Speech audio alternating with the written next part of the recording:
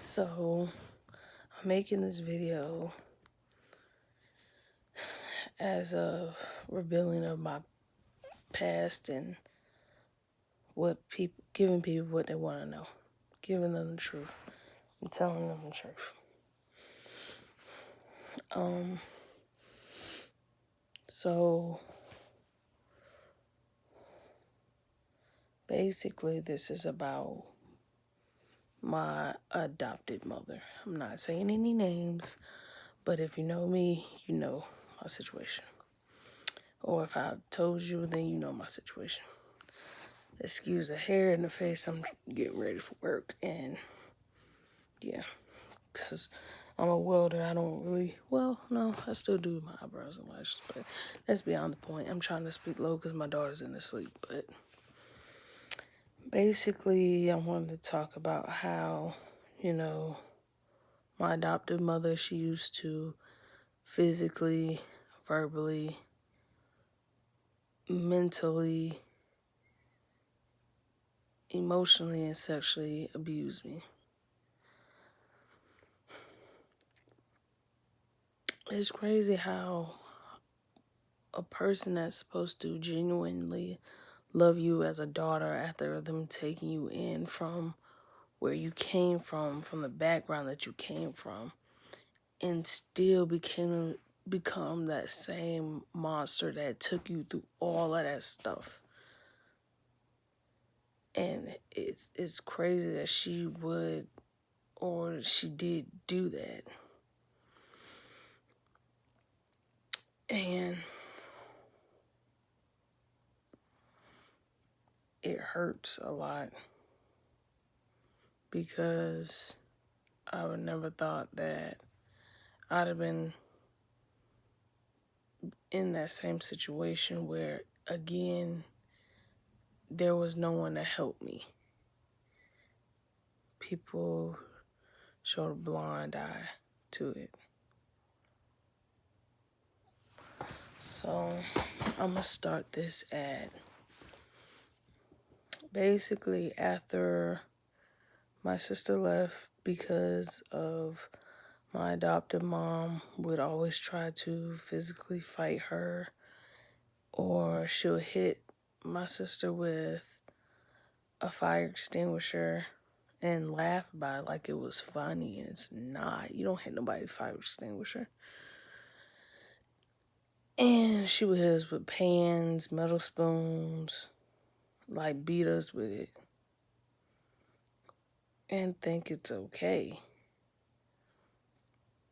Like beat us with hot combs and stuff like that.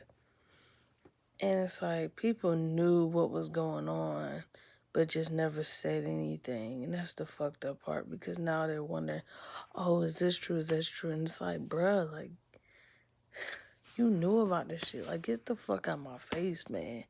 For real. That's why I don't really claim a lot of the people. Well, a lot of people in general. I don't claim them because I feel like it's bull. It's just bull. Basically, what I want to get to, or where I want to start at, is if there's a way of you getting out of a situation like this, of what I've been through, get out as soon as possible.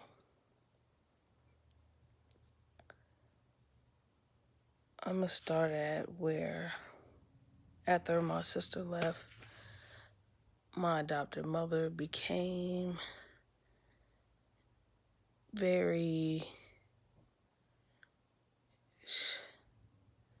she became different. She would sometimes push me against the bed and try to undo my pants and tell me this is what dudes would do to you, and you gotta learn to fight back. And she'll just try to dig in my underwears. And I would try to push her back, and I would tell her constantly, I'm not gay. I don't like you doing that to me. And she would constantly do it. She would watch me take a bath or a shower, watch me get dressed. It was one time when I was coming back from Georgia, and it was in the back of my aunt's van. It was my aunt driving. My grandma was in the front. My cousin was in the middle. And then me and my adopted mother was in the way back. And it was around prom. It was my last prom at that. And she just all of a sudden went to try to dig in my shirt. And when I pushed her away, she was like, oh, so I can't touch you now? Oh, so now I can't touch you? And do you even know how weird and disturbing that sounds? Like, come on. And so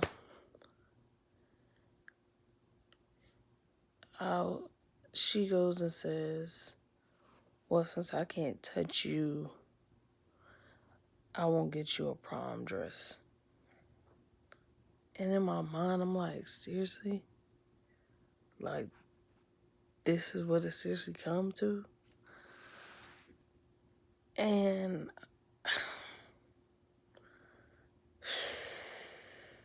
it's fucked up. I felt so low. Like, it brought me to a low point. Like, I really wanted to go to prom, too. And I was like, okay, you can touch me. And I just, no one should ever have to go through that. I mean, you shouldn't be touching on, you shouldn't never be touching on me like that. And thought it was cool. It was times where she threw Comet with bleach in it on me. And I'm allergic to bleach. She threw it on me and called me dirty because my birthmark, I have a huge birthmark on my inner thigh. And I was like, why would you do that? She would call me, I would just be walking by, and she would be like, you fat, sloppy B, you. And she would always tell me, no one will ever love you, you're ugly. It was always just mean stuff. She would never, like, tell me she loved me. She was never genuine towards me. I tried multiple times to try to show some type of affection as far as like a daughter, but it's like I was never good enough. It's like she hated me. And for what? I never did anything. My thing was, if you was gonna do all this to me, you could have kept me where I was at. I was fine. There was multiple other families that was willing to take me. You was not the only one. She lied to me, telling me that my dad said, oh, I don't want those Rugrats. And I'm like, going years thinking that my dad actually said, my real biological father said that, and he never said that. Never. But then wanted to use the man. I don't get it. Like,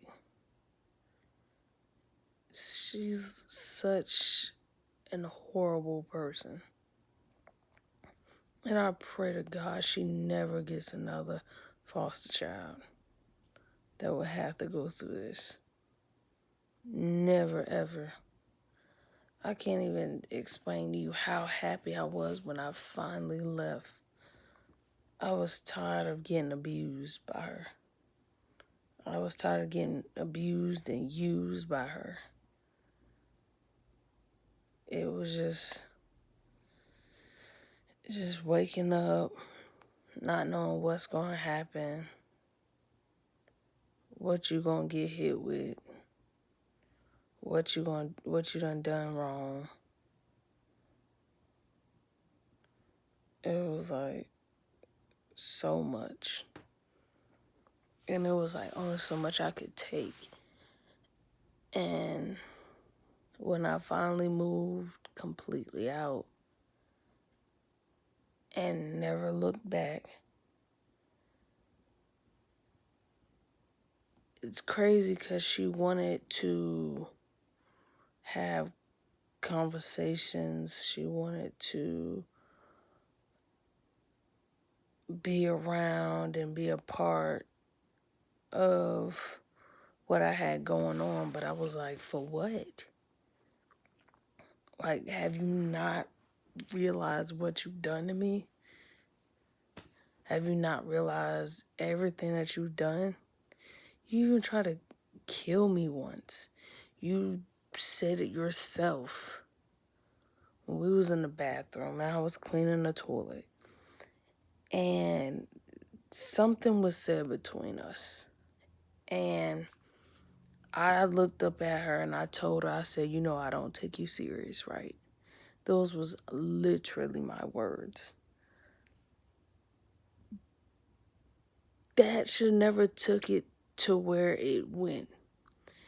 She went and pushed my neck on the glass part of the toilet and then pushed the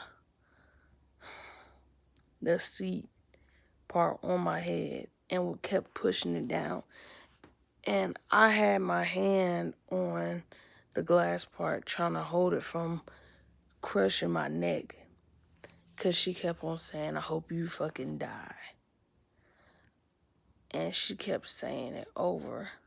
And it got to a point where I was like, I can't breathe. I can't breathe. And she just kept pushing.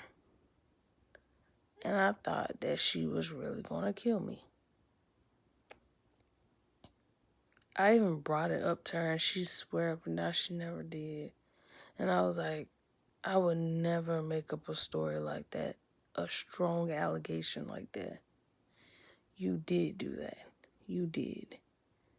She's the reason why I tried to commit suicide. Because I was just tired of dealing with or even being in that situation and no one was there to help me. No one was there to take me out of this situation. No one listened. But if something was to happen to me, it'd have been, oh, too late. What drove Kylie to this? What made her do that? And it's like, it was in point blank sight. I tried to tell you, but you wouldn't listen to me. But now you want to listen. So since now you want to listen, you can listen to what I got to say here. Yes, she did physically abuse me, verbally abuse me, emotionally abuse me, physically, and sexually. She did. Why it took so long is because of the fact that that was a woman. A woman that was supposed to be a mother, and she did all those things to me. So, I'm not doing this for any type of anything, I guess. I'm doing this to tell the truth. I want the truth to finally be out. so she can understand, and so can everybody else understand everything she has ever done. I've tried sticking up for this woman. I even tried to fight her husband for her. And this is the type of things that I get.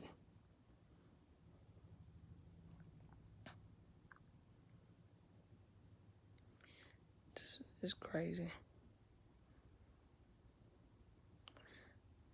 I vowed to never have any contact with that woman ever again. And that she would never, ever, ever be a part of my life, my daughter's life, or my husband's life. So, my sister, she can tell her side, because she did used to abuse my sister. And no one would say anything or do anything. But, yeah, that's pretty much to sum it all up. I mean, I can say that I have really overcame a lot and didn't become a product of my past, to where I have my career job now. I went to school and graduated. I have a daughter. I'm married. So even though I didn't let it affect me to the point of not being able to move on with life, it did affect me in some ways, but I got through it, and that's why I'm telling this story now and letting everybody know what happened and what's been going on. So if anybody has any direct questions, statements, you can inbox me on Facebook or Instagram. My Facebook is Kylie Littman, and then my Instagram is Kylie_Wiley_Coyote. And you can let me know how you feel about anything. This will probably be my only video, probably, about the situation. I'm probably going to get it. I doubt if I get really much of any hate comments. If I do, you gotta understand where I'm coming from as a woman myself, of being through a lot of shit in my past. If you don't understand that, then you don't need to be up in here sending any hate. But if you do understand and you want to send out a positive statement, then go ahead. If you have any questions about anything, you can let me know. But yeah, this is pretty much everything. It's messed up. It's should have never happened, but it did. And now I'm speaking on it. And I pray it never happens to anybody else. And I forgive her, but I never forget. So, thank y'all, or whoever listens to this. Want to share it Even if you want to show her, that's up to y'all. But she knows what she did. She's going to deny it. She did it before. She knows what she did. So, if anything, I know God knows everything. So even if she does deny it, she knows.